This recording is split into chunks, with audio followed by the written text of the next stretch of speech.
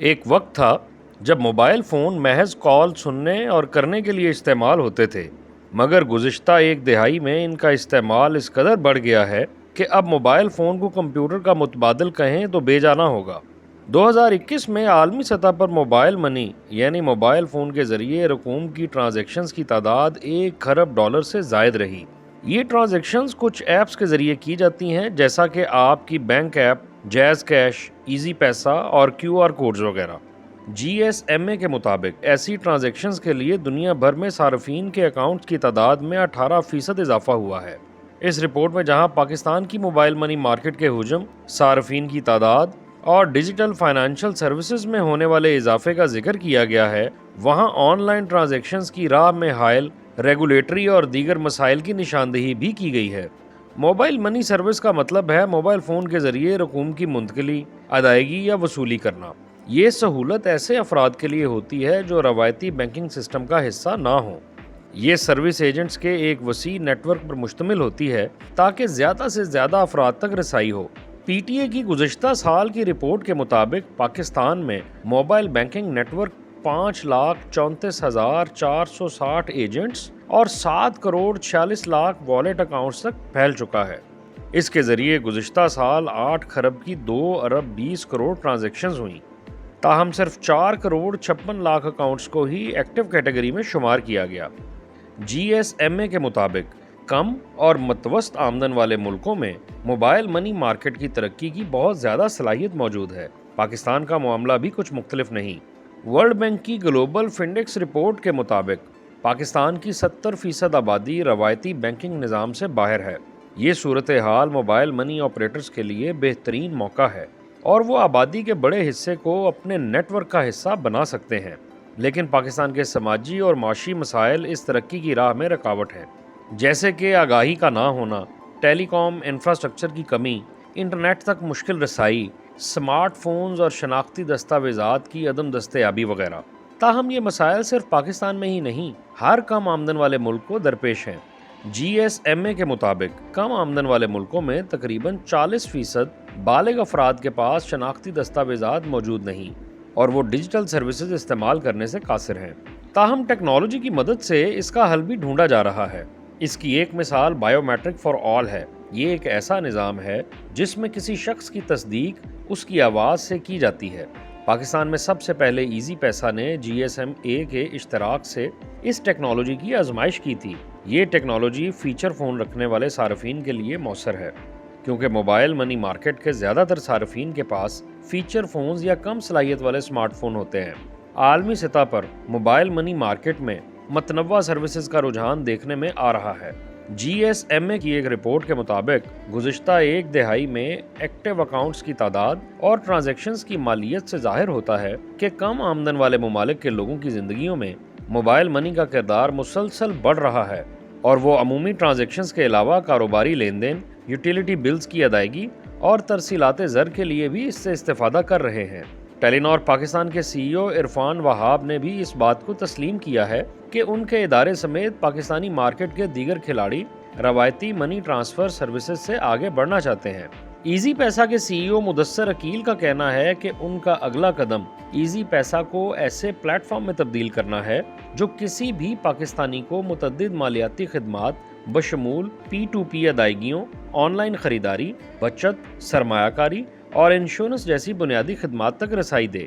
انہوں نے بتایا کہ ایزی پیسہ نے چھوٹے قرض دینے کی سہولت بھی ڈیجیٹلائز کر دی ہے، جس کا ایک مستحکم ماڈل بنایا گیا ہے اور اس میں ڈیلیوری چینل ایزی پیسہ ہی ہوگا۔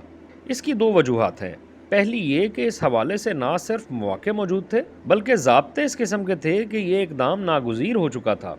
دوسری وجہ یہ کہ صارفین سے وصول کی جانے والی فیسوں پر بہت زیادہ انحصار نے پاکستان میں کام کرنے والی کمپنیوں کو روزانہ کی بنیاد پر تبدیل ہوتے قوانین کے رحم و کرم پر چھوڑ دیا تھا۔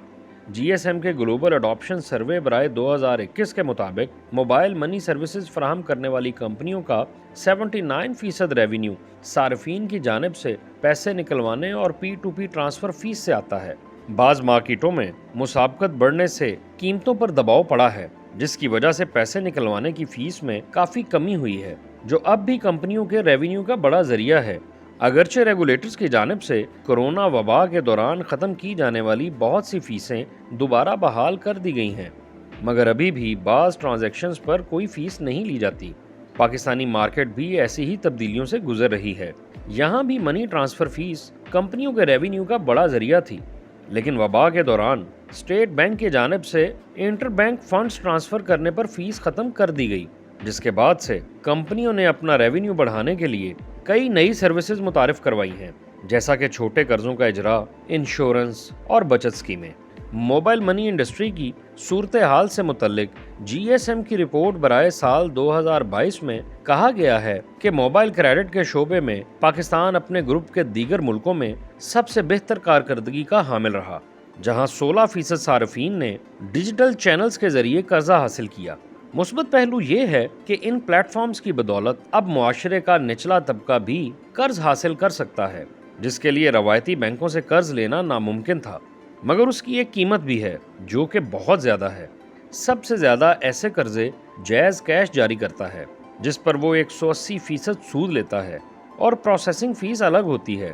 جی ایس ایم اے کی رپورٹ کے مطابق کووڈ کے بعد پاکستان میں موبائل منی سروس کے تحت انشورنس کے حصول میں اضافہ ہوا ہے، تاہم مذکورہ رپورٹ میں موبائل منی مارکیٹ میں صنفی امتیاز کی بھی نشاندہی کی گئی ہے۔ رپورٹ میں بتایا گیا ہے کہ پاکستان میں 76% مردوں اور 51% خواتین کے پاس موبائل فون موجود ہیں۔